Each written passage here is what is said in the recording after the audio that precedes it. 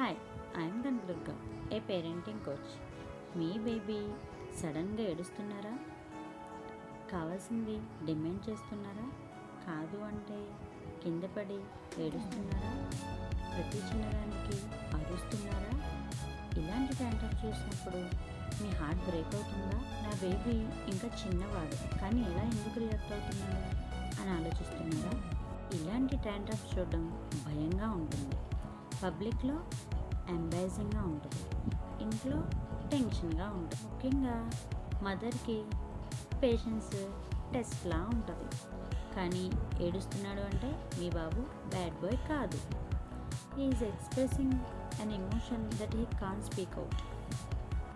నా కోచింగ్లో నేను చెప్తాను, ట్యాంట్రమ్స్ అంటే బేబీ బ్రెయిన్లో జరిగేది ఏంటి.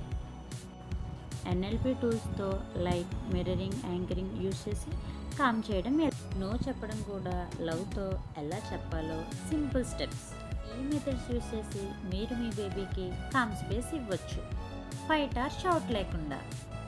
ఇలాంటి బిహేవియర్ ఛాలెంజెస్ని కామ్గా ఇలాంటి టెక్నిక్స్ యూజ్ చేసి సాల్వ్ చేయాలనుకుంటున్నారా? అయితే ఎస్ అని కామెంట్ చేయండి.